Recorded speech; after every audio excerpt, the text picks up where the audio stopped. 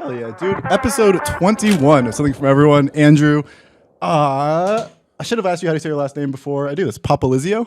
Nailed it. Popolizio. Andrew Popolizio. Do you like Andrew, Andy? What do you go by? Whatever you want to call me. Anything besides Drew. Drew is the one? Yeah, That's Drew is the one that I can't do it. That's funny. So you're in a concert venue, you're in the Webster, Andrew, Andy, you'll turn, but you hear Drew and it's like, that better fucking be someone else. Yeah, no, I don't even clock that as like a nickname for myself anymore. Hell yeah. What did this band call you? So it started out as Andrew and now it's evolved to Andy. I always felt like Andy was like a joke. I felt like they were like poking fun at you or something. You didn't actually like it. Oh no. But, That started as one of my best friends and my roommates, from long ago when we first met. He was like, I'm gonna call you Andy. And I literally said, no, that's like the one thing is just don't call me Andy. I hate being called Andy. He's like, I'm only gonna call you Andy. Of course, now. yeah. So now it's kind of a mass to everybody. And basically anybody, all my friends call me Andy now. Dude, I love that. When one of my buddies, I have another friend who's also named Peter. I have two other good friends who are both named Peter, which is a nightmare in social circles. And so at one point I'm hanging out with one of them and I don't remember I was like, you're fucking dumb. Like I just gave him some dumb insult and we're drinking and he looks back at me and goes, dude, you're Harry. And it's just Harry stuck. Yeah, so all my friends call me Harry. That's kind of like my version of the Andy story of like no one Harry. calls me Harry, but like there's 10 people. It's like okay, that'll pass. You get the pass. Yeah. It's almost like an alter ego. That was kind of fun for me. Of when I'm just like Friday night chilling, it's like just be Harry, just relax. None of this matters. We're vibing. Episode 21. One last note before we get into the fun stuff here is my new audio setup. So I'm saying this, we chatted about it before air, but for anyone listening, I'm hoping to not get too distracted by this, but if I do, oh well. But it's definitely an upgrade. So the key here is that I can add more people in, so we can get up to 4 people. And this bad bitch can also, it's like Bluetooth, so if we wanted to play music, like all the show intro, like eventually the whole thing can run from here. That is sick. So yeah, eventually this can all go, So it feels like a big like half step where I'm not really taking advantage of it all, but it'll get me there. Cool. Ooh, one last order of business is I'm hoping to, fuck that. We'll say that for later. So awesome. Episode 21, Andrew, we are here. I want to start with the spring fling. Yes. So you drum in Dreamwake, and you guys just had a weekender. Is that a fair term? Last weekend-ish, and it was Hartford, Amityville, and Rhode Island. And Rhode Island. I'm in the wrong order there. It was Rhode Island first, then Hartford, then Amityville. Hell yeah, dude. I know the Hartford show sold out, and the other two were very close to it. What was that like? I mean, I know you guys have done little weekend stuff before, but this was 95% sold out. I mean, that's next level. So that was, it was definitely an experience for sure. We last year, which, you were there, when we had the album release show at the Webster, it was super close to selling out and it was like, oh man, like just missed the mark. So this is something that's been kind of like on our radar and it's been a big goal for us for a long time. So the first night in, Providence in Rhode Island was really close to selling out, but the turnout was awesome. So we're like, all right, like if tomorrow night's show at the Webster is anything like tonight, like I think it's going to be really good. And, it was pre-sales. I think we were like 25 tickets away from selling out. That's so sick. Just pre-sale. And I was like, all right, I think we got this.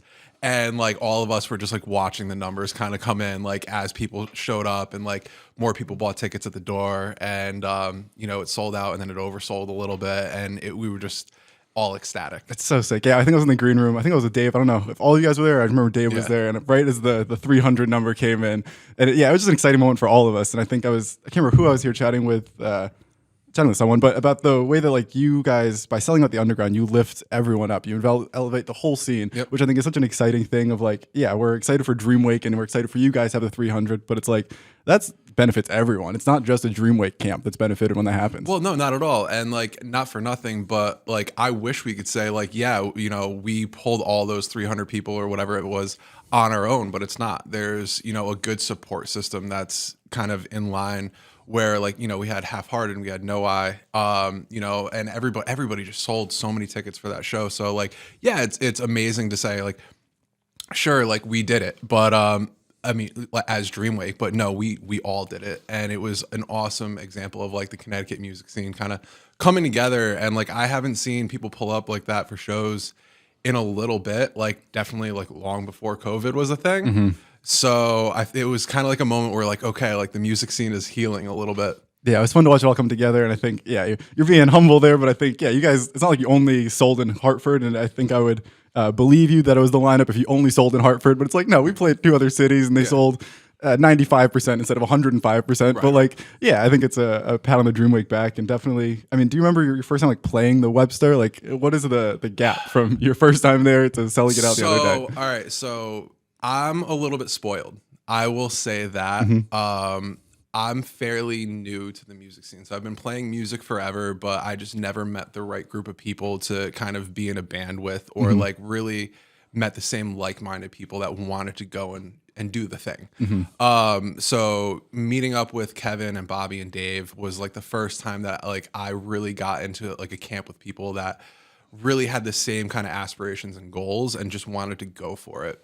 So I say I'm spoiled because our first show at the Webster was it was a Currents headliner. Oh, okay. And I'm pretty sure it was sold out or close to sold out. So like it was a packed room there, and that was my second show with Dreamwake. Okay. My first show with Dreamwake was a much different experience that we played up in Rhode Island, and there was not too many people there. And that was just like, I was like, oh, okay, this is what it's like playing to like a mostly empty room. And it's just like, you finish a song and there's like one person like kind of clapping. And I was like, ah. And then going from that to literally just a few days later playing a sold out show, That's cool. opening up for Currents, I was just like, holy crap, what a change.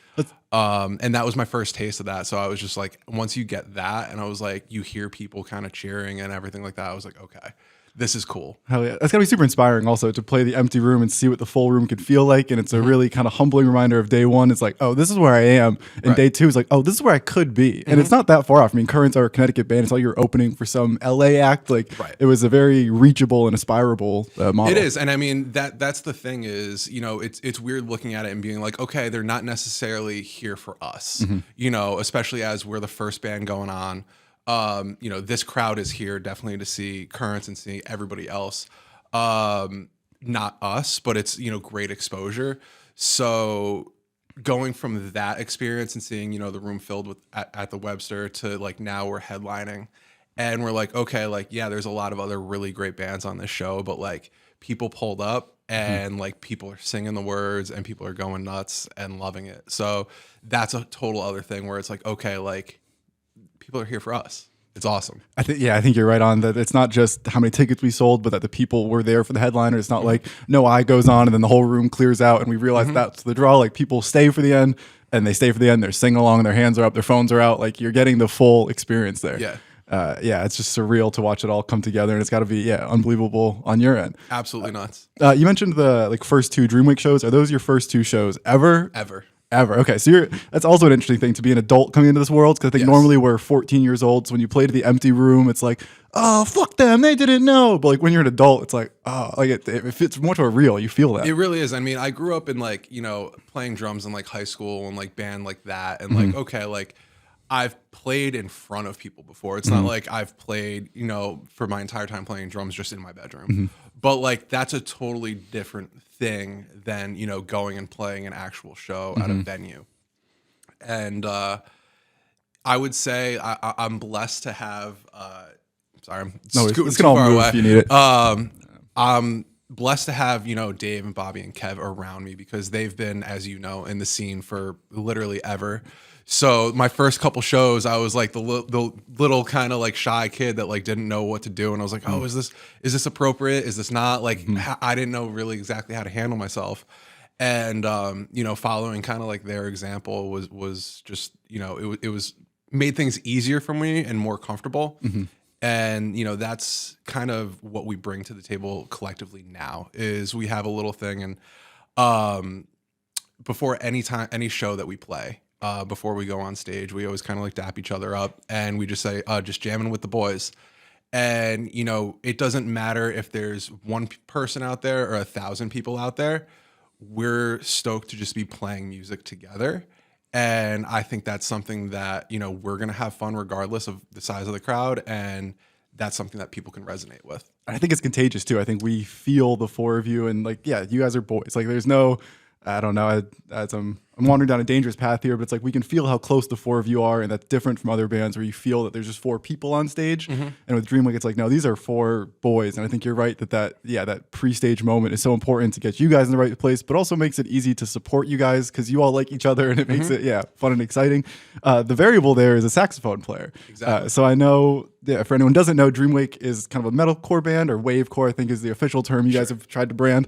And then so it's generally metalcore what we're familiar with, and the big variable there is a saxophone, which I think is such a cool addition. I'm a fan of it. Just anything weird. I think everything I listen to has to have some amount of weird in it for it to be enjoyable. And a saxophone is not necessarily weird, but different, unique. It falls into that kind of novel category. Right. But it's, it got to be super challenging to have the four of you that are so close knit, and then you're bringing in a fifth person who's probably not too familiar with the metal world. I mean, it's not like there's a ton of saxophones floating around our universe. Right. I mean, how's that process been to bring in a fifth person? That was interesting, I would say, and not interesting in a bad way, interesting in a really, really cool way. So at first, it was our boy Kellen, who he plays with a group called Sammy Ray and the Friends, who's kind of like a jazzy, kind of jam bandy. I don't know. I feel like if Kellen, if you're watching this, I'm really sorry. I mean, no disrespect at all. Their music's great. But he comes from kind of that scene, and bringing him into the metal scene, I think was kind of like a crazy thing, because he's used to playing, big shows, definitely, but not metal It's shows. so different. A breakdown is such a different than a jazz riff. Oh, it's so different. But just finding somebody who we can kind of jive with, and we had a few rehearsals with him before we brought him out with us for the first time, and it was super organic. So we kind of got to know each other, we jammed, and like we all just kind of had very similar sense of humor, and we got along. And I think having that, it's like when you meet somebody for the first time and you're just like, holy shit, like it feels like I've known you for my whole life. Kind of like that thing. So I'm just like, having that and bringing Kellen out on stage was awesome. At the show that we just played in Hartford, we had Gabby Rose, who plays mostly with Bill Murray right now. She has her own project called N-Rose as well, which is a little more jazzy. And then obviously most people in this scene know who Bill Murray is, and if not, you're sleeping. So she was a little bit more used to kind of the metal scene and rock and everything like that. So that was a little bit different. We had one rehearsal with her before the show. That was it. And she came out, she crushed it. And she was a super awesome person to jam with, to play with. And she's from New York City? Yeah. Okay. So local-ish, but it's still a tough stretch. And I think for you guys on stage, it's a new thing to like work around. I mean, you're all there. I guess for you behind the kit, maybe it's a little different because you're in a physical space, but for everyone else, like they're kind of used to their three thing, and now there's a fourth person, and the saxophone kind of is this weird, like it's not the lead guitar and it's not the vocals, but it's also not the bass. Like it's this weird, like it's towards the front, but it's also kind of towards the back. And I enjoyed watching them kind of share the stage, but it's got to be just a tricky thing to. There's just so many pieces of, I guess, being on stage. It is, because there's some parts in the songs where it's really in the forefront and it's really in your face and it's really just a focal point of that part. And then there's some other parts where it's a little bit more towards the back and it's not the forefront and it's just an accent piece. So kind of having that dance of like, okay, where is it? And like, how do you perform that? And both of them crushed it. When you're writing your set list, are you kind of keeping that in mind of like when they're on the stage and this song kind of ends with a big saxophone and this song starts with a big sax? Oh, 1,000%. Yeah. Without a doubt. That's definitely always considered. Also in the fact of like, hey, like maybe we should give them a chance to breathe for a half a second, because there's some pretty crazy parts. And shout out Jesse Malloy, who tracked all the sax for virtual reality, is an amazing saxophone player and musician all around. And but he's with the Midnight, correct? He was playing with the Midnight for a while. I'm not sure if he's with them anymore. Okay. But he's been out on tour with Panic at the Disco. Okay, well. hell yeah. So, not to be like name dropping. No. Like that, I think it's worth bringing up just to establish that it's not recorded by a casual saxophone player. These are enormous shoes that someone has to go fill in. And not that Panic at the Disco makes him a great saxophonist, but whoever is good enough for them also is on your record. And that means that, whoever's coming on stage at the Webster is aware of this. Exactly. So, and that's something that we were kind of talking about with both of them, is that they're not necessarily easy parts to play. So you're not going to just get a hobbyist saxophone player in there that's like hitting these like crazy high notes or anything like that. But you need somebody with a bit more experience. And, you know, to see both Kellen and Gabby come in and just nail their parts is really awesome. I think it just speaks to how talented and incredible of musicians that they are. I think I'm asking something that probably we can't quite talk about yet, so please stop me if I am, but is there a plan going forward about incorporating a more permanent saxophone player, or are we still kind of figuring out the best fit? Or if we can't talk about it yet, won't talk about it yet. It's something that is definitely on our radar. Right now, between Gabby, they both have primary projects that they're more involved in than us. So they have been incredible with working with us and making sure that they can be flexible and everything like that. So we're very grateful, but I would say down the road, it's something that is definitely on the radar. I don't want to say for sure. Yeah. But and it's so tricky, like you said, like you alluded to earlier, is that you need someone who is both an expert saxophone, I guess is Gabby would probably slap me if I called her an expert, but it's like, no, that's fair. I think she's incredible at what she does and super talented. So we need an expert saxophone player. We can give credit where credit's due. Okay. Even if other people would be too humble to accept it themselves. But yeah, you need an expert saxophone player and someone who's also familiar in the metal side of stuff. And so yeah, to find someone who fits both of those and isn't already committed to something must be the absolute disaster of a lifetime. I wouldn't say it's a disaster. It's definitely a challenge because anybody that's going to be good enough or talented enough to do that is already going to be involved in something. And it's like, even looking at like, you know, I know a handful of like really, really talented drummers that are already in like 3 or 4 bands. And it's like, okay, how do you even have time for that? So, you know, finding somebody who's going to make time that we can also make it worth their while to be part of us. Is the challenging part right now. So, but interesting. It's down the road. I'm curious to see how that plays out. I think it's the next level of, I'm frequently interested in the idea of guitarists or musicians writing songs that you can't quite play yet. And you guys are writing songs with an instrument that you can't quite source yet, which I think is an interesting logistical challenge. Yeah. I think we do both because, especially going forward, we always strive to challenge ourselves musically, with all of the new stuff that we're writing. And even that is, you know, we hit up Jesse for stuff, and he comes back, and he's just such an amazing individual that like we'll be like, hey, like we're thinking about sax for this part here, and we'll give him the timestamps, and he'll send over like a file, and there's like 25 different takes. I'm like, dude, like we would have been fine with like 1, 2, or 3, like, and there's like so much to choose from. So it's cool. Just it's cool because I know that he enjoys it too. He's you know, made mention of that numerous times where he's just like, dude, like I think what you guys are doing is really cool, and like I have fun doing it. That's cool. Which I think is something that you can hear in the parts that he's writing. Is it's not just something that he's phoning in, you know, and he's not just like, oh, I gotta get this done really quickly or whatever. He really puts in the time and the effort for it, which is sick. Hell yeah, it's gotta be fun. Oh, keep going. Yeah. No, my bad. But also that being said, you know, brings up the fact of, okay, there's some stuff that we've heard that I'm like, okay, like I don't know if we could find somebody to play this, or like, are we really gonna try to be like, oh yeah, here, just learn that part. You can do it. I believe in you. You know, it seems a little rude. I like the idea of you guys getting the top line, I guess, the melody back from him, the saxophone part back from him, because I think when you're writing music, and I'm assuming, you, Bob, Dave, and Kevin are all kind of sitting down and bumping mixes back and forth and sending ideas back and forth. But I'm assuming that it's hard for you guys to write the saxophone parts because it's not something that we're used to internalizing. Like I think they can all write guitar parts, we can all write vocal melodies, like we've heard and consumed so many of them.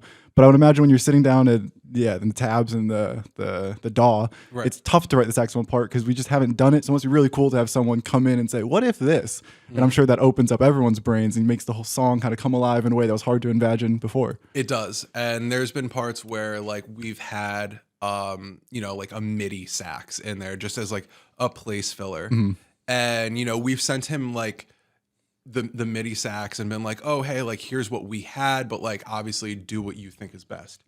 And he's taken like little pieces of the parts that we wrote and just like it was here and now it's here and it's just 10 times better. I'm like, holy crap, like you just exceeded all of our expectations and then some. Yeah. So, you know, even that and just having another creative mind to kind of bounce things off of is really awesome.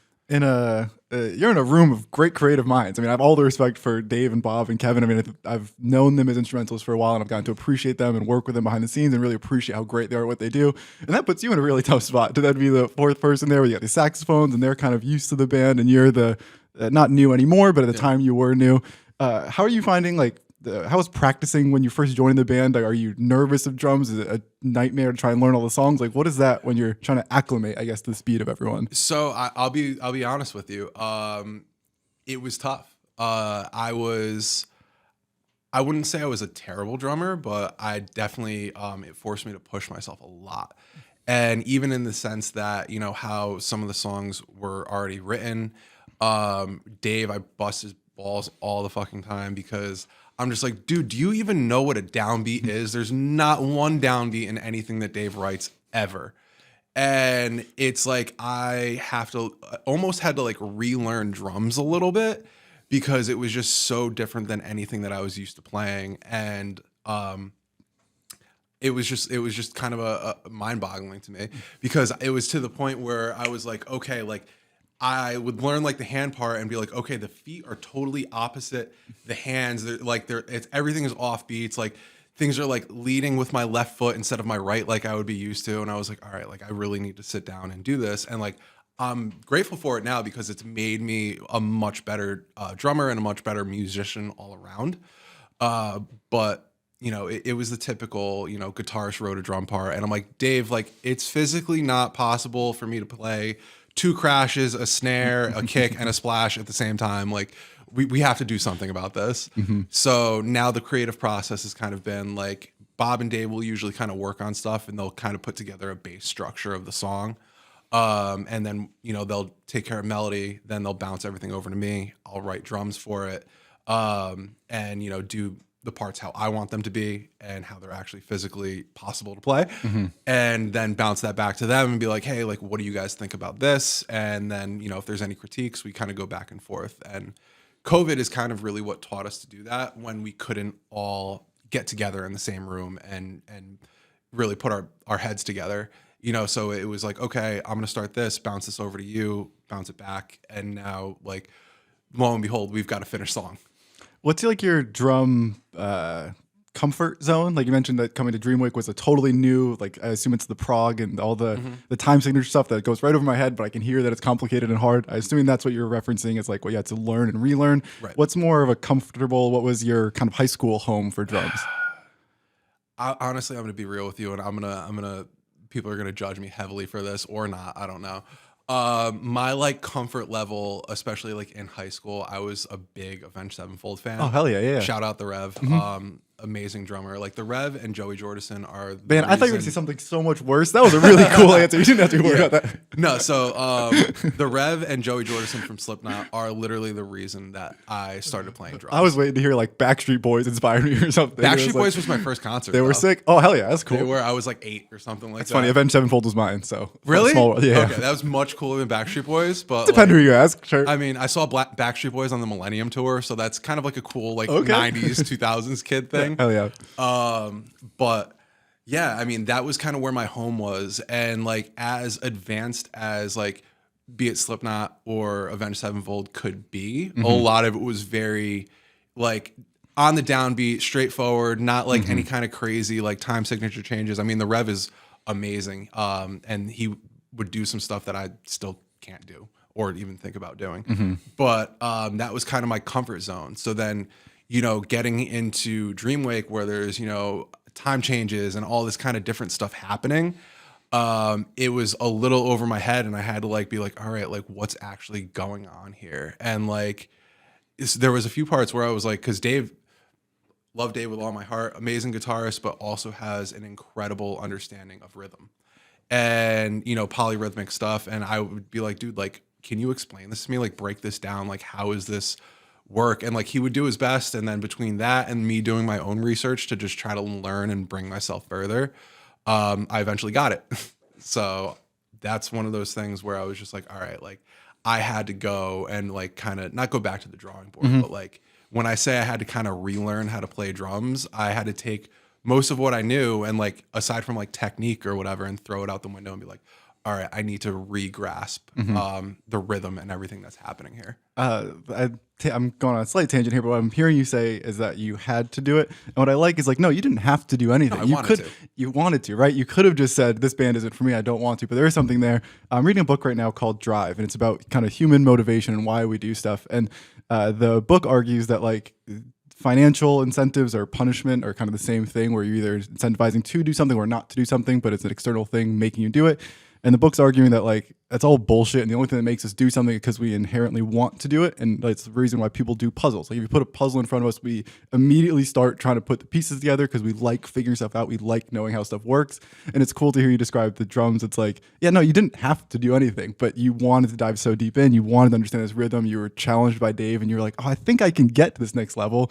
But I have no roadmap from here to there. But yeah, I'll go to YouTube, I'll go online, I'll read Reddit, whatever the research process was there to understand all the polyrhythms and bullshit that he was trying to get done. And dude, a lot of it was me taking it note by note, like painfully slow. I would either upload songs like into my DAW and like slow it down to like half tempo and just like be like, okay, it's 3 snares and then a kick, and then I would get that and be like, okay, the next note is a cymbal, and like obviously that's a terrible example, but it was literally note by note in some places, and I would just build the patterns. And now it's like, okay, like now I can play this part because I'll drill it over and over and over and over again until like I'm not even thinking about it. It's just muscle memory. But and then the new mix comes in and you're like, well, fuck Dave, we're back to square one. Exactly.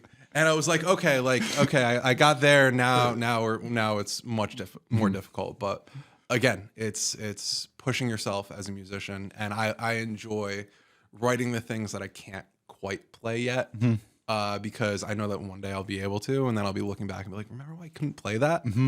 I love that. Yeah, I love that, and I've really loved that kind of sentiment as I've done this show more. Is like I think we all think being in a band is because you like being on stage and you like that feeling, and that is for sure. Like I think for sure most people in a band are. Their number one reason would be that adrenaline rush on stage, that I guess flow state that you enter in those 30 minutes where nothing matters. But in the other piece is like you love the idea of going, can I do that?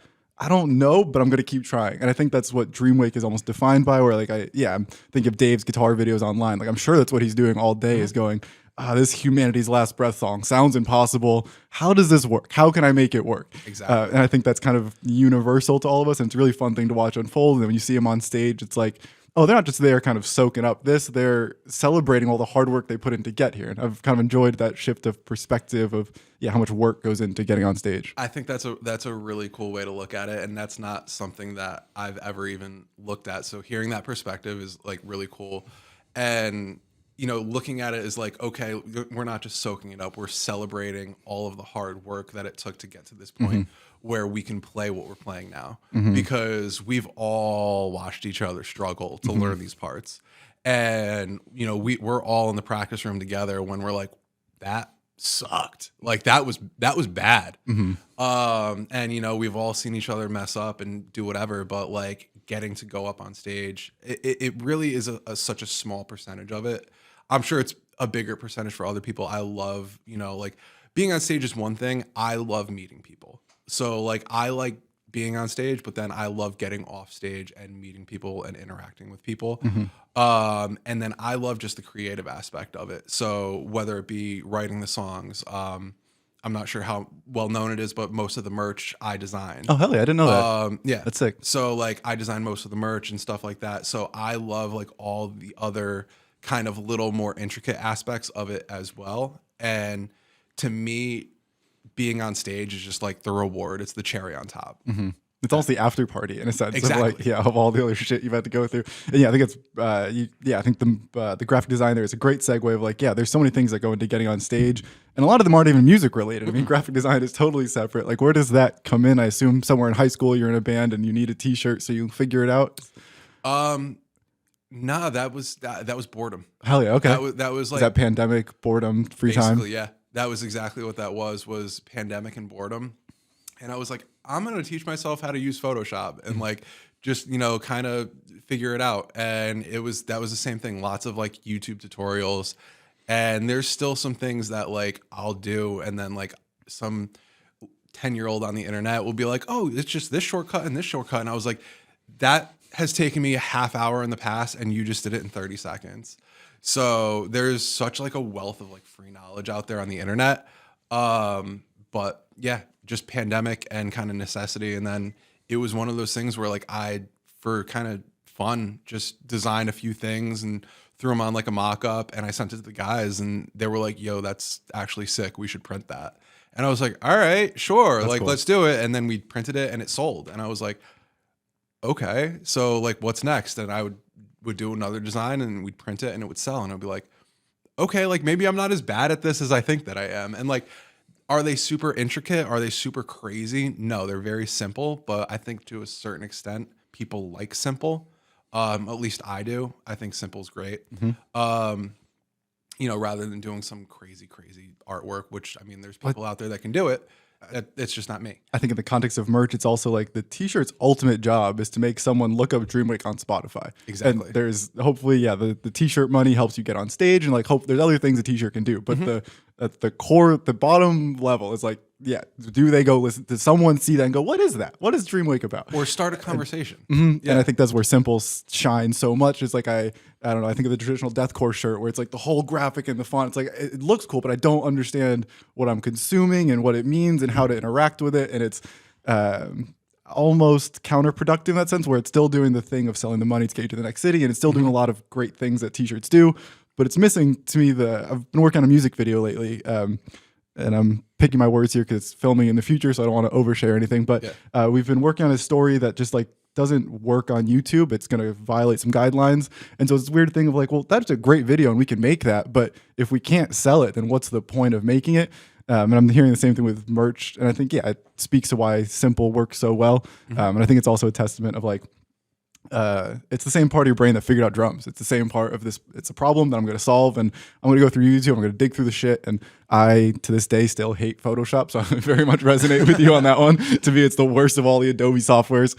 But yeah, I think it's cool that you made that happen, and then to watch it come together and to see it sell must also be a cool pat on the back there. Yeah, and that it's like the most rewarding thing for me when like we'll go to a show and people will be buying shirts, and then I've never been like I'm gonna buy a shirt and put on the shirt that I wore at the show. No disrespect to anybody who does.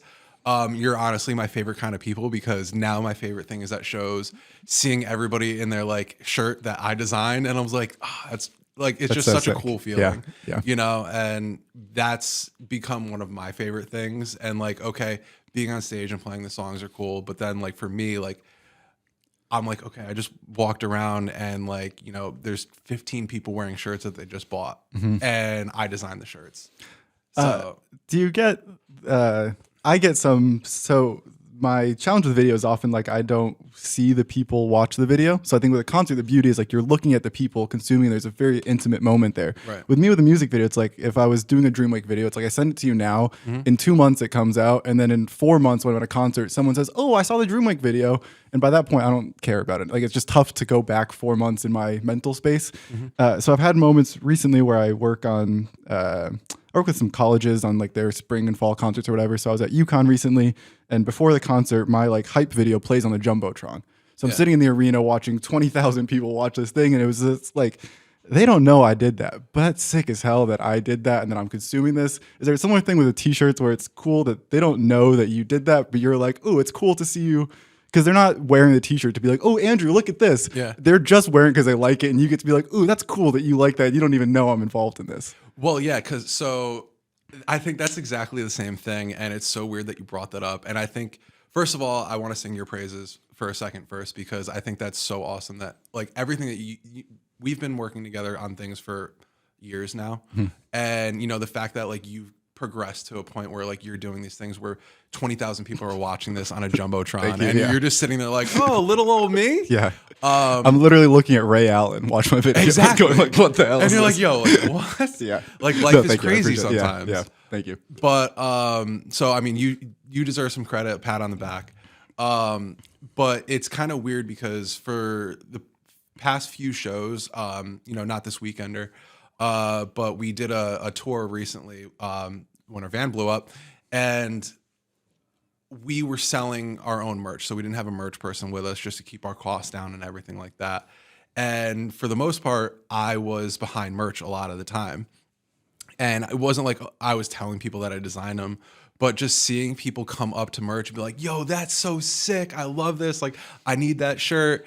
And like, then seeing them, drop whatever their hard-earned money on these things, these clothes, and then like go and like throw on the shirt. I'm just like, you don't even know that I did that. And there's like this weird thing that kind of happens when you're behind merch, especially as the drummer who like I'm always kind of hit at the back of the stage. Sometimes people don't even realize that I'm in the band. And, some people do, but there's a lot of people that just think like you're just the merch person. And so there's kind of a cool thing that happens where you almost have this like anonymity and you're almost a fly on the wall because now people are talking about the band and they don't know that you're necessarily in the band and you get to hear their just unfiltered opinion. And that was really, really cool. That's my favorite part of it. I'm laughing in my Yukon version. I had the same thing, but I'm sitting at the barricade, so I hear the people on the other side of the barricade chatting, and all I'm thinking is like, God, if one of these people says something bad, it's never gonna leave my head. Like, if anyone says, "Oh, that video is dumb," it's just I'm gonna ignore the other 19,999 people here, and that one voice is gonna get stuck in my head. And that's the hardest thing to do that I find is like sometimes whether it be music videos, live videos, whatever, Instagram. Anytime you put something out there on any platform, you open yourself up to good feedback, but also bad feedback. So there's so many times where like, especially, like we run ads on Instagram and stuff like that. And 99.9% of all the comments are great and they're positive and it's people loving it. But there's always that one person and they're always like on private with like 10 followers that just has some crap to say. And I'm just like, dude, like, didn't your parents ever tell you, like, if you have nothing nice to say, don't say it at all? And for some reason, there could be 1,000 positive comments. That one negative comment is the one that I pay attention to. So I think my thing, as of recently especially, has been let's focus more on the positive because those are the people that we're resonating with and those are the people that are going to come out to shows and buy the merch and put money in our pockets rather than the one person that's like, well, this band did it better or something like that. And I'm like, okay, like whatever, then go listen to them. And why are you even, first of all, thanks for the comment. Thanks for the interaction. You're helping the algorithm. But, second of all, just go kick rocks. We always heard the analogy of like the Yelp review of like when you go to the restaurant and you only leave the review when it's bad. But the inverse of that is like to go to a restaurant and leave a good Yelp review means that your time there was so unbelievably incredible. Like it's such a, you have to be so much happier than you have to be sad to leave a bad review. Like one kind of bad experience is a terrible review, but to leave a good review, you have to have just a transcendently awesome experience. And I try and keep that in mind when I'm looking at the comments of the Dreamwake, where it's like, yeah, there is one idiot, but for the other 99 people to be happy enough to stop scrolling and leave a comment, like I don't leave comments on much of anything. Like I scroll through and there's most of the things in my feed I like. That's why it's in my feed. I don't leave comments on most of it. For someone to have stopped and left a comment on that thing is like an extra step of positivity. And I think it's even weirder to me than that we are so hard to consume that, where it's like, that's the more thoughtful thing. The person who left the bad comment is just having a bad day. It's just a negative experience that they are going through that has to come out somehow. And that's where it's coming from. But in that sense, it's trivial and bullshit. Whereas a good comment probably came from a much more significant place.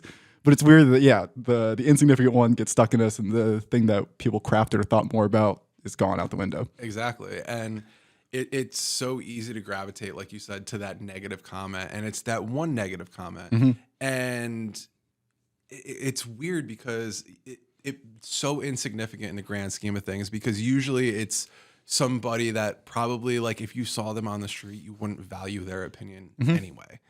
But then seeing these people who, they come in and they're like, oh, like, I just saw this as an ad and blah, blah, blah. I checked you guys out. I love the album. Like, okay, so you discovered us. You checked out the whole album. And then, like, there's some people where they're like, I've seen a comment, and then all of a sudden, like, I'll get a notification on our merch store. And I'm like, they just bought a shirt too. And I'm like, holy crap. Like, you went so above and beyond to just, like, I'm sorry, I'm Italian. I talk with my hands a lot. No, please, yeah. But so above and beyond to, like, support and show your appreciation that it's almost like I want to be like, hey, like, we refunded your merch order, like it's free now or something like that. But obviously we can't be doing that. I've had the same thing. Yeah. How do you, it's hard to show gratitude as a band continues to grow. And when your band has 5 fans, it's so easy because you just invite them to your house and play for them for free. And it's like, cool, we thanked you for your service. Yeah. But yeah, as Dreamwake continues to grow, and of course, hopefully we're still at the 10% growth, right? Hopefully there's still an enormous amount of growth left to happen. And even at that 10%, it's already tough to thank everyone. And I think it's a really interesting problem. And I've heard it, or I've been thinking about it recently in the context of like the Taylor Swift tour, where she's selling out everywhere and Gillette Stadium can't sell enough tickets. Right. And I've heard people say it's like when you're playing arenas, it's for you, it's for your bank account, it's not for them. If it's for the audience, it's in a room of 1,000 people or 100 people. Like that is where the crowd has the best experience. But it's like if you're Taylor Swift, how do you then give people a good experience? Like how do you give your audience a good experience, and how is it even possible? So I saw something interesting, and I'm not sure if it's something that you've ever stumbled upon. And I thought it was like a BS article that I read, and then I actually saw it from him on video. And it's that Billy Joel doesn't sell front row tickets. I think it's the first like 5 or 10 rows to his concerts he doesn't sell tickets for, because they would get poached and people would buy them and resell them for thousands of dollars. And he's like, okay, it's just the people who have the money to spend. But he's like, I know that the real fans are in the back, where it's the cheap tickets that they can afford, and they're going to be back there singing their heart out. So he employs people that will go to the back and give away these front row tickets and bring these people from the very back to the very front. That's cool. And I think, I mean, obviously we're not at that point. We're not playing arenas. And I don't think we will be anytime soon. Who knows though? You'll have to pass Lorna Shore on the way there. Yeah, definitely.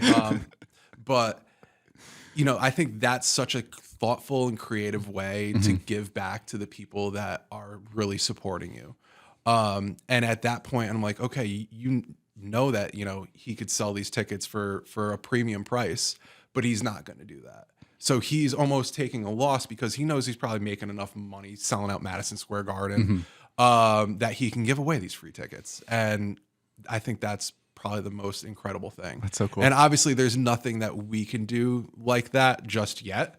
I would love to be able to give away tickets and stuff like that. We're just not at that point. But at some level, playing general admission shows, of course, yeah. But I mean, being at the merch table, signing the CD, like there are other ways we can give back without having to be Billy Joel in an arena. Right. I think it's so cool. He does that. The one part that I got stuck on is like, imagine being the person who gets to walk to the back row and like see the people singing, and you go, "Hey, you and your whole family, let's go. Come on up. Come on up." That's got to be the best job in the whole world. That's the best job in the whole world. It's got to be. I don't know. I almost feel like I would get more enjoyment out of being the guy that goes to select the people 100%. than being the person who gets to go in the 100%.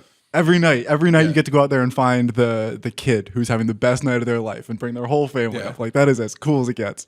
Like I remember when I was a kid, and this is going to go off on a small tangent. Please. A little bit, but I remember I don't know how old was I? I was like probably 7, 8. I think it was like 2000. And I went to Universal Studios with my family in Florida, and we toured Nickelodeon Studios when that was a thing. And I got selected as the kid to get slimed. And that was probably like one of the most joyous moments of my life. And I would always watch Nickelodeon and see these kids getting slimed. I was like, I want to do that. And I got picked. And I feel like that's the closest thing that I could ever have to like being picked and like the back row and then being able to come up front. That's like the closest feeling of like ecstasy, I feel like. That's cool. I didn't know, again, I'm missing the point, but I didn't know, I always assumed I was a child actor or something, and they just pulled someone from The Sweet Life of Zack and Cody who was an extra, but it's cool that it was actually people in the park they were pulling. Yeah, no, it was actually, we went on a tour. That's and cool. It was like one of those things where like, who wants to get slimed? And it was just like, I fucking lost my shit. And I was like, pick me. And they were like, let's get this kid. And I was like, hell yeah. How, like you're 10, 8, 6? It was 2001, so I was 9. Okay. Yeah. Hell yeah, dude. And then do you ever see the TV footage of that? Do you have any like record of it? No, I have a certificate from Nickelodeon Studios. That's cool. That says that I was slimed and I'm an official Nickelodeon kid. Oh, hell yeah. Okay. But that's all that I have. That's almost cooler in the video. Yeah, right? Hell yeah, dude. You mentioned Madison Square Garden, which is actually in my notes. Madison Square Garden was in my notes because 20,000 people fit in Madison Square Garden. Dreamwake has 40,000 monthly listeners, or 37,000. Right. So this started for me with looking at 2.5 million streams to date on virtual reality, which was a number that I couldn't wrap. Like, I don't know what 2.5 million means. So I was trying to figure out, how do I quantify that? And I got to, 37,000 monthly listeners. Okay, I can kind of wrap my head. What is 37,000 people? That's 2 sold out Madison Square Gardens. Right. Like, that's a bullshit idea to imagine, like, you join your first band and now you guys are sitting here with 2 Madison Square Gardens worth of people listening to you every month. I mean, that is a crazy thing. How does that feel? Like, can you make any sense of that? Does that sink in at all? No. And I think just because it's just a number that kind of fluctuates a little bit day to day. Sure. Or week to week, that it's kind of hard to like internalize that until you're in that setting. And, looking at that, like, I remember when we first hit like 20,000 monthly listeners, I like Googled like what 20,000 people looks like in like a stadium, an arena or whatever. And I was like, this is like how it looks like little ants from like an aerial view. And I was like, this is how many people are listening to us like each month. Like, that's surreal. Crazy. We're impacting that many people, like whether it's them actually seeking us out to like listen to us, or if it's them like just stumbling across us. This is how many people like that we're getting into their ears every month. And like 40,000 people, how many ears is that? Yeah. It's 80,000 ears. Probably 79,500. Give or take. But like, it's just one of those things. So it's like, okay, I think that's such a cool perspective to put it in.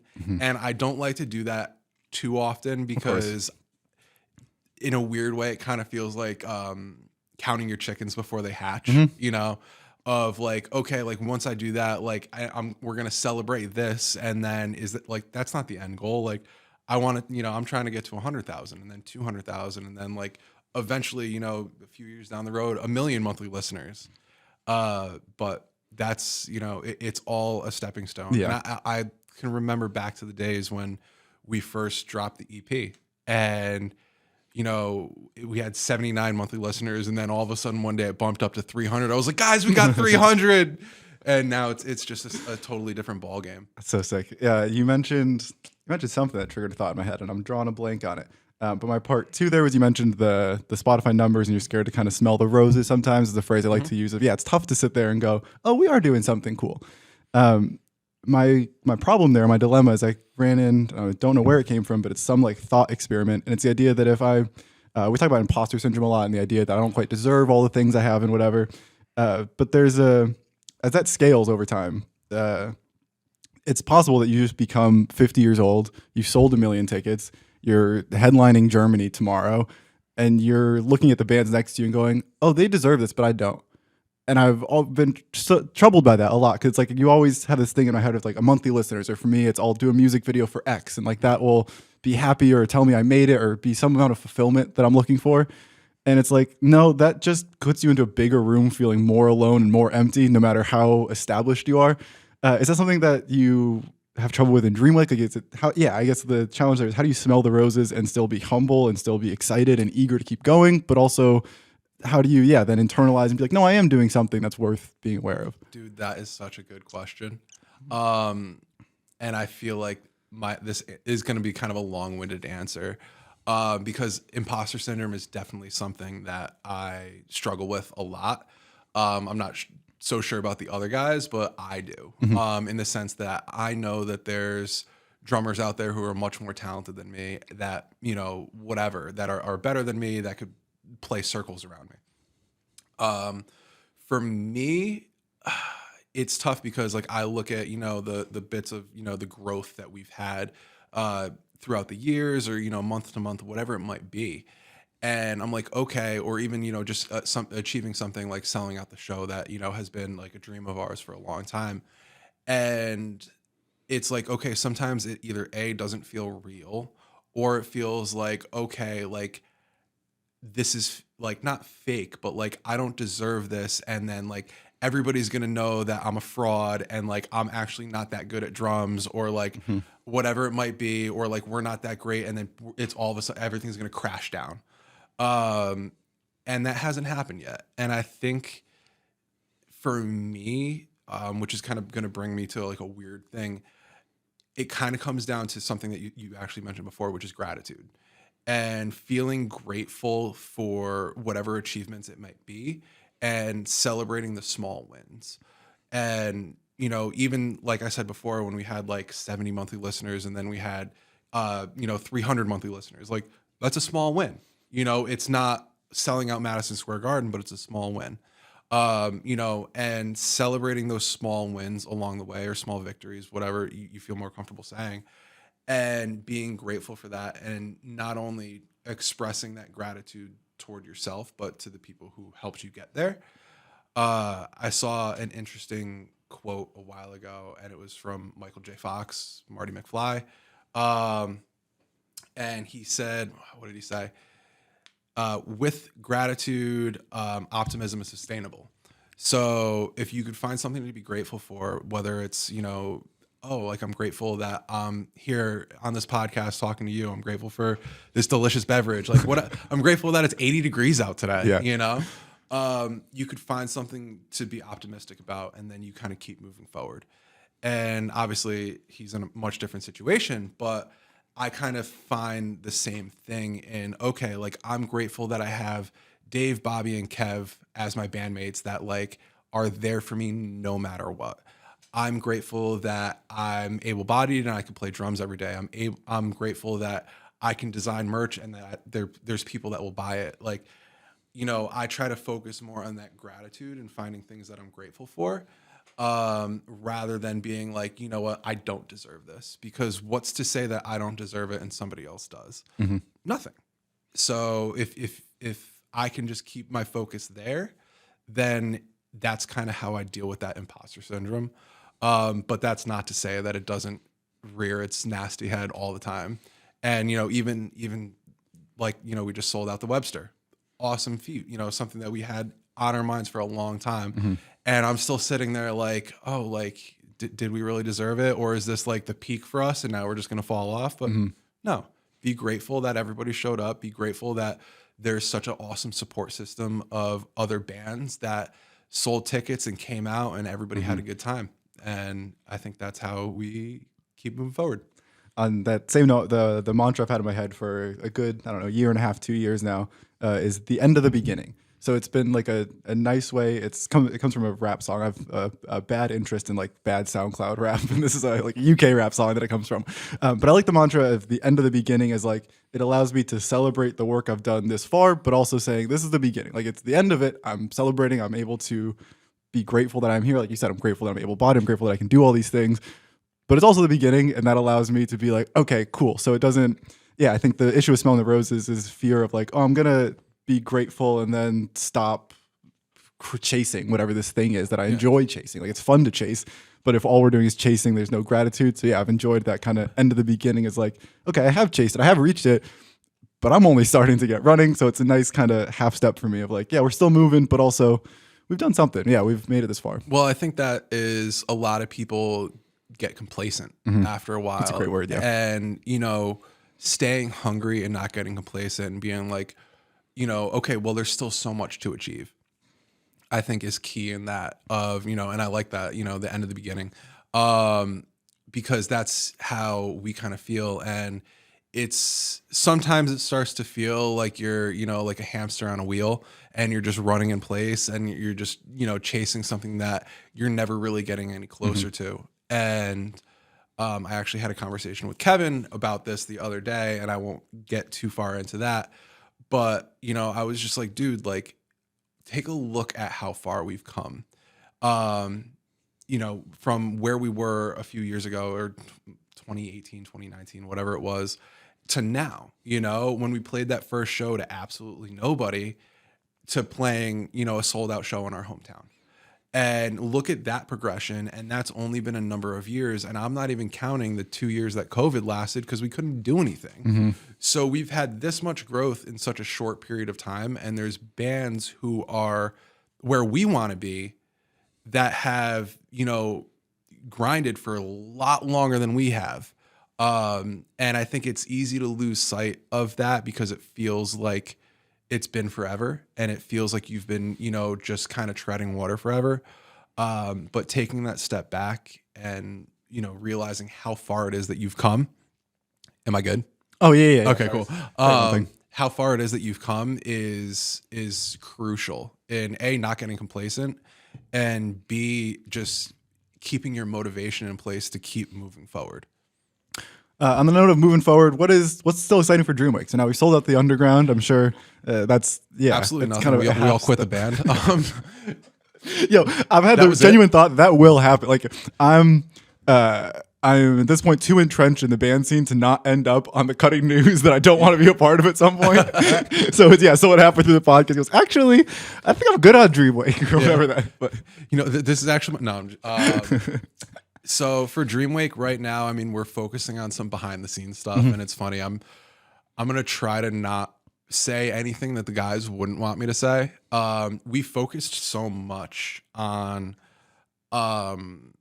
our product and music and everything that we neglected some other aspects of the band, and now those other aspects are starting to show. And I'm going to try to say this without sounding like I'm talking smack about any other bands, but there's so many smaller local level bands that I see that they come out and they have full in-ear rigs and Kempers and like tens of thousands of dollars worth of gear, as you need in a band.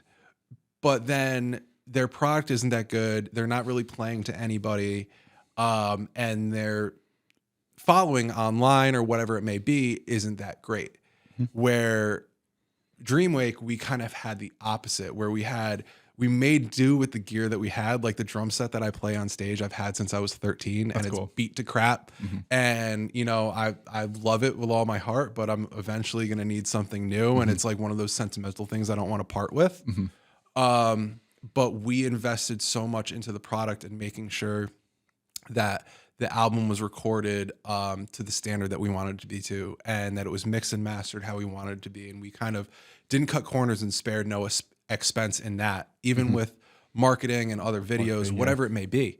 And then we neglected like our live setup. And these past 3 shows, we ran into a few little hiccups with our live setup, and nothing that we couldn't overcome or anything like that. But just someone's in-ear not clicking or the laptop. Well, no. So I'm the only one on in-ears. Okay. So, and it's super, old school setup. Bobby actually has in-ears, but sometimes they work, sometimes they don't. Yeah. And Dave and Kev are just kind of vibing. They lock into me. And so now it's like, okay, like if we're going to, reach this new next step that we are aspiring to, we have to focus on this now. So it was good for like what we were doing before, but now if we're going to start landing bigger tours and, striving for bigger, we're going to have to set that up. So probably the next 6 to 8 months is us taking care of a lot of behind the scenes back end stuff that we were neglecting, and then trying to ramp up to some bigger and better shows going forward into like the fall. It's a really interesting problem that you bring up, and it's something that's been a constant narrative for me. Camera stuff is like, when is it worth spending the money on the thing? And my favorite example of this is that at some point in like 2016, 2017, I'm like a year into shooting shows, and I'm at one of these college gigs, and it's like a pretty small event. It's not an event that's paying anyone's bills. Like it's very, very small. Maybe 100 people are going to be there. And there's me taking photo, and the guy doing video for the day has a Red camera. And if you know cameras, you know Red camera. If you don't know Red cameras are like one of the industry standards. There's another brand that's popular, but Red is one of them. And so a Red camera, you buy what's called the brain of it. So it's not the lens, it's not the monitor. It's just like a piece of hardware that almost has no use without these other pieces. But that one piece starts around $50,000, $60,000, $70,000. And these rigs, this rig this kid had, if I had to guess, is somewhere around $100,000. And it's like, this kid is my age, he's 18, 20, whatever. I don't know how old, maybe he's 25, whatever. But it's like, I know he wasn't making money for that rig. But I've always been stuck with the idea. It's like, I chatted with him, and he equated it to like a rapper's face tattoo of like, once I get this, I'm committed to it, and I either have to do it or fail. And it's always stuck with me of like, if that worked out, he is so rich right now because he got this super high-end thing, and then by having this high-end thing, you can make money off of it. And like, if he saw it through, he made a ton of money. But if he didn't, he took on $100,000 of debt and fucked his whole life up just to chase this dream. And it's an extreme example, but it's similar to the drums, or for me, it's camera stuff of like, yeah, when is it worth taking that leap of faith of putting $5,000 in my camera? Should I just put $1,000 into a lens or $1,000 into marketing, album? Like, where should this money go? When should it go? And yeah, it's a constant problem to try to solve. But that brings up a whole other thing, and we're gonna go on a tangent here. Excuse me. I obviously don't know too much about cameras or anything like that, so I can't speak to that. But it's kind of that sense of like, it's not the gear that you have, it's how you use it. So just because you have $100,000 red camera doesn't mean that you know anything about how to use it or how to frame a shot or about lighting or about editing. Same with our in-ears, our Kempers, exactly. Yeah. So honestly, I'm sure that I could go into Guitar Center and pull a $100 Squier guitar off the wall and hand it to Dave, and he's gonna play the shit out of it. But that's just what it is. So, but if you gave Dave that Squier, he would miss his Music Man desperately and be ready to go back to that. Oh, 1,000%. Possible. 1,000%. He would. And I'm not saying I would ever do that to Dave, but I know that Dave would play the crap out of any guitar that I put in his hands because I've seen him do it. And, it's not necessarily the gear that you have, it's how you use it. And also being able to work with what you have in the best way possible. So, I'm sure that you could go buy, I'm going to try to relate to cameras here, like a Canon Mark III. I feel like is kind of like your run of the mill, like entry level DSLR camera. I'm sure that I could hand you one of those with like maybe a lens or two and be like, Peter, go, shoot some stuff. 100%. And I know that you would be able to make it work because you know cameras and you know how to set your settings up and frame a shot and do all the things that you need to do. But if you handed me that camera, I'm not going to know what to do with it. Like, I'm going to put it on auto and take a couple point and shoot pictures and be like, okay, like, sure, but it's not going to look anything near what you did because you have the experience. And I think it comes down to the fact that you just can't buy experience. And there's a lot of people that end up trying to do that, whether it's in, your line of work with filming and editing or in music. People try to just buy the experience and think, oh, well, I'll get there if I have a Kemper, or I'll get there if I have, this Music Man guitar, or like whatever it might be. And that's not always the case, because I've seen some incredible musicians play, some very run-of-the-mill gear and make it sound incredible. And then I've seen some very average musicians play some very expensive gear and not sound so good. Yeah. I think the one other weird spot of that is like, there is a place where Dave has to have in-ears on stage to sell. Like if Chelsea Grin says, Dreamwake, you're co-headlining with us tomorrow. Oh, 1,000%. You can't show up at that. Like, there is a point where you do need the gear. And it's an interesting line. It's like, yeah, I don't think it's the Webster Underground, but if you were, you headlined it, if you were headlined it every month, maybe it's worth it. But it's an interesting game of like, yeah, when is it worth making that next jump into the local band with the Kempers they don't need? It's like, maybe, right now they didn't, but there was a point in time, and it's, if they are ahead of the curve, then it's a good investment. If they are wrong, then it's a bad investment. And it's an interesting game to try and play. So that's, and it's a weird balancing act. And that's really the exact discussion that we've had in the past like month with the band is like, okay, like, it's time. Like, can we still make this work? Yes. And, it was like one of those things where like you need that setup to almost learn from it and gain that experience, so that I don't want to say you appreciate the nice setup better, but you kind of do, And it's to the point where like I've seen, bands play smaller venues and, they have these 6 setups and they run 100% DI, but now you're 100% DI through this venue's really crappy PA, and all you hear is like kick, snare, and like maybe a little bit of lead guitar and vocals. And I'm like, okay, you sound like crap because you can't, you're running all of your stuff DI through just like these 2 little speakers. Versus us in a smaller venue, we still run with cabs and everything on stage because we like having our stage sound, because we don't have in-ears. So in a weird way, in smaller venues, we sound bigger and more full because now you get that stage sound mixed with the PA sound, and it ends up just sounding a little bit beefier. Going from that to playing a venue like, say, like the Webster Main Stage or like the Palladium or like, just some larger venues that we've had the opportunity to play, it's a little bit different because now you get stage sound and you get you get the reverb off, in such a large venue. And I'm like, okay, this is an instance where I really wish that we had the opportunity to run full DI with in-ears, because this is the instance where it would make a difference. Mm-hmm. So I think gaining the experience and knowing when to use each kind of thing is crucial. So that's definitely on the agenda for us, of being like, okay, like we want to upgrade our setup, but also still be able to run cabs and everything when we need to. Yeah. But if we got some larger opportunity where we're going to be playing bigger venues and we can run DI for everything, now that's just 3 cabs that we don't have to lug along with us. Yeah. And now our trailer's lighter. Or pay for gas on. Yeah, is the other interesting piece there. My favorite example of this is there's a director, or he does a lot of rap music videos. His name's Cole Bennett, and he did videos for Lil Yachty. I think it was Lil Yachty, but he did them all on iPhone. And when I first saw him, I assumed it was that Apple had slid him $1 bajillion and said, "Hey, prove this is possible." Mm-hmm. But it turns out that it was just him saying, "Hey, I have all the top of the line stuff. I'm going to do it here just to prove a point." And it's kind of like the idea of like, yeah, it's similar to Dave picking up the $100 Squire and saying, "Hey, Warped Tour, I'm gonna play this all summer. Yeah. Fuck you. Watch how possible it is. You don't need anything more than this." And of course, yeah, Dave would cry in that and he would want his Magic Man and there'd be issues. And I'm sure there are sonic issues I don't quite understand there. Yeah. But like the principle is true, is that, yeah, you can take anything and do anything, which is both freeing and so problematic to me of like in my, as I get into like CG stuff and computer generated and fake green screen stuff, I'm like, I have everything I need to make Guardians of the Galaxy right now. Yeah. Not that I have the skills to, but as far as gear and like I would need a bigger computer, but like you could do it.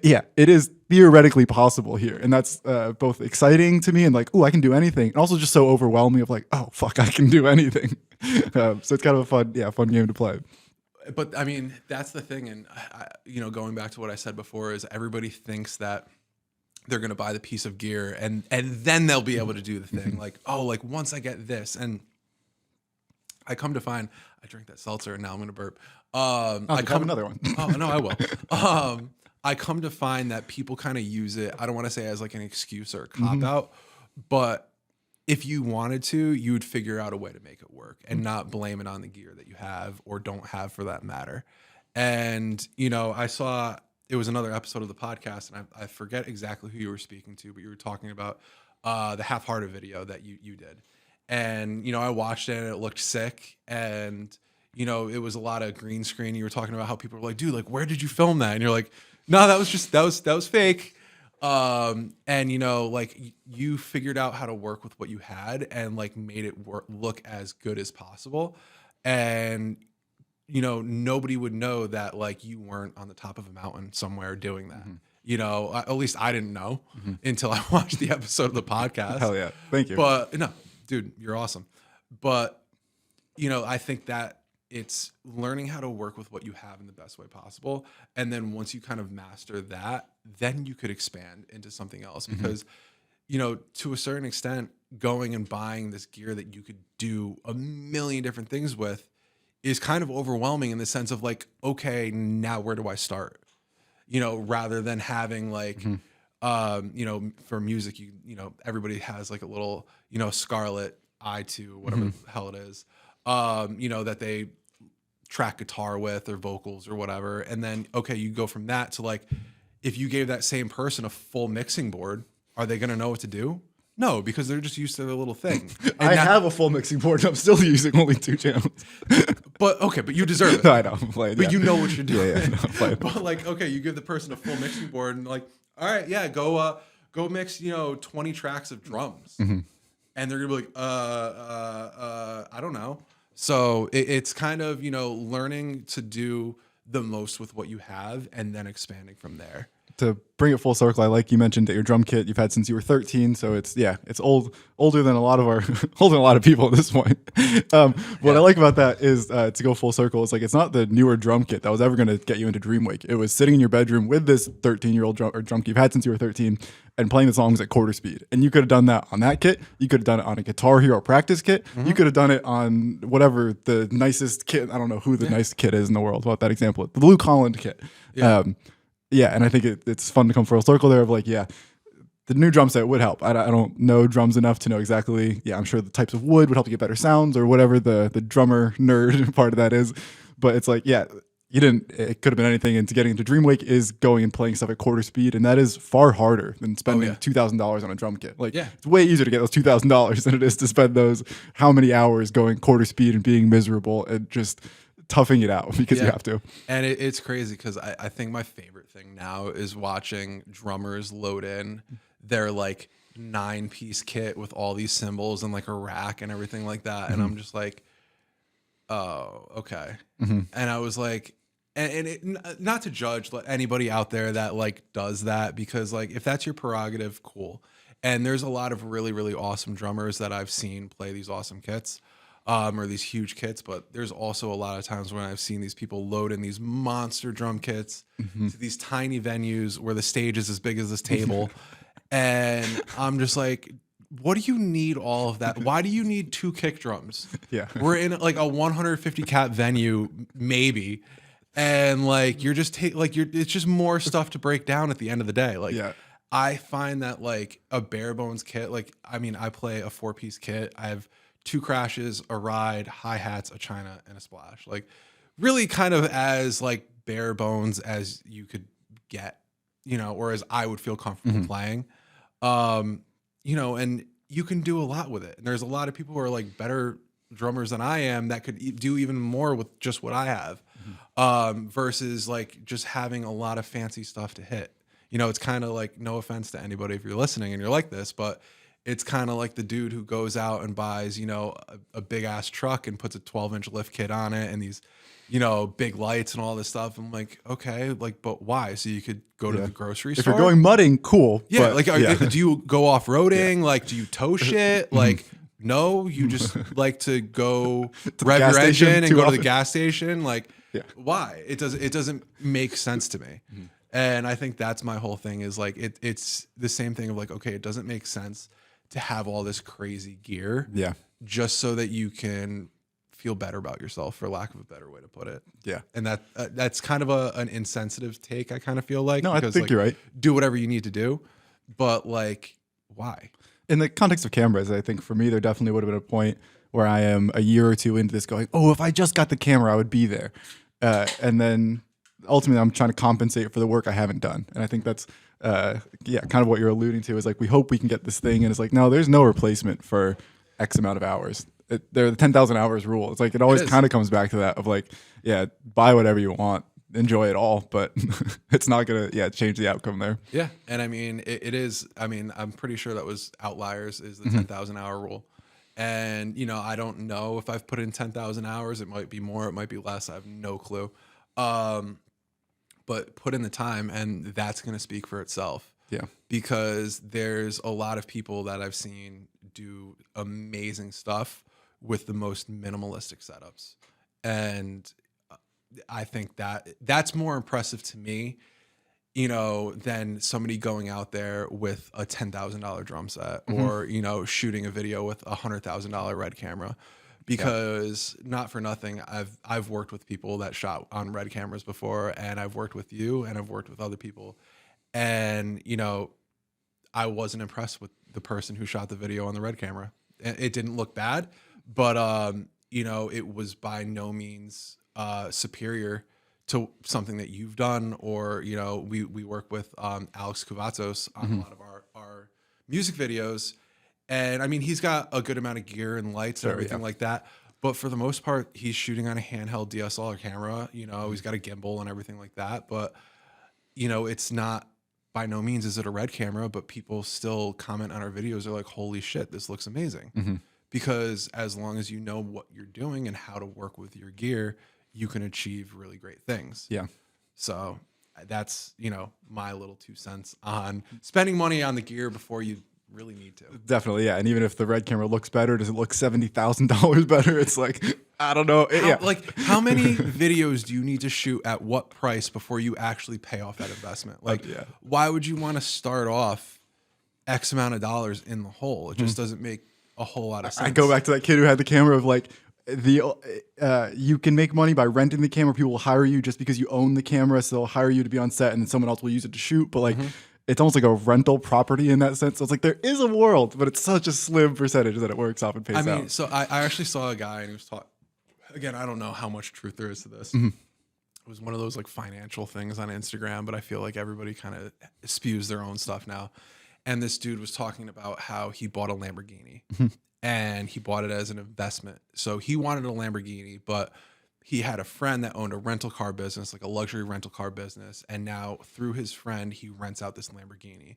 So basically he figured it out that he has to rent out this Lamborghini X amount of times a month at this price to just pay for the Lamborghini. And then the rest of the time it's his car. And I was like, okay, that's kind of an interesting way to get a Lamborghini. You know, whatever. And then now it's a tax write-off because technically it's a business expense and yada, yada, yada. And I think that's cool. So like, if you're into it for that, great. But at the same time, if you're buying a Red camera for X amount of dollars, wouldn't you want to be the one to use it and put that out there under your name? Like, I'm not saying to gatekeep the Red camera, but like, you know, for sure, gatekeep. You don't open your mansion and let everyone come in because they want to use your pool. Like, you bought your mansion. That's your pool. What an analogy. Yeah. Oh my God. Yeah, exactly. That's my pool. That's where I'm going to swim. Yeah. And you know what? If anyone's peeing in that bitch, it's going to be me. Exactly. But yeah, I think it's the same thing. And, you know, you've done an incredible job, you know, working with what you've got. And I think that's to me, that's just more impressive. Yeah. I appreciate that. And yeah, this basement, I filmed at least 10 music videos in, or at least 10 videos and photo shoots. And yeah, it's fun to sit here and be like, oh yeah, this is these 4 walls. It ain't much. And I guess they could talk on camera. Yeah, I think we're lying pretty well here, but in real life, it's not too exciting in here. Yeah. Hell yeah, man. On camera, it looks great. You got I appreciate the backdrop, the lighting's perfect. I appreciate that. Yeah. Wrap it up here. That's a great place to transition. The one thing I wanted to, I didn't end up mentioning at the start because I wanted to get into stuff. But my other last kind of business order here is that I'm updating audio stuff, and I want to work on like just kind of rebranding and getting some of the materials better. My main thing there is I want to change the name. So I've had something from everyone for a while, and I want to just drop the something. I feel like something from everyone is a mouthful and it's annoying. So I feel like from everyone works a lot better. But I actually have to make it happen and do it. But this is me saying it so that I commit to it, and then I actually have to do it at some point in time instead of just like having this on a sticky note on my desk as an idea to change. Because of course it means going in and changing all the Photoshop stuff and all the fonts and reframing bullshit. Yeah. But that is where we are working. My man, I appreciate you coming out. Episode 21 of Still Something from Everyone. Where can people find you? Where can they look out for? What should they be aware of? So you can find me on Instagram. Basically that's about it. I mean, TikTok, I don't use. So it's just at Andrew Popolizio on Instagram. Follow the band Dreamwake.ct on Instagram, all social media, Spotify, Apple Music. We chatted about merch. Where do people go buy merch? Where do they find that? So that is going to be on our merch store, which is, oh my God. I assume it's a link in bio kind of deal. It is also a link in bio thing. So we're actually, that's one of those things like you just mentioned, switching over. We are currently working on a new merch store and website and everything like that. So not necessarily a rebrand, but just something that's going to be a bit more user-friendly for everybody in order to buy merch, something that we could tie in easier with like Instagram and Spotify, just link everything. So if people see something, they can click, buy it, and not have to follow 3 different links to get there. Hell yeah, dude. So Andrew Popolizio on Instagram, Dreamwake, everywhere you find music, Spotify, Apple Music, all the good stuff on YouTube. Hell yeah, man. Appreciate you coming through. Appreciate you making it happen. Thank you for having me. Of course, we'll get the rest of the Dreamwake guys on here soon. Hell yeah. And cool. Big red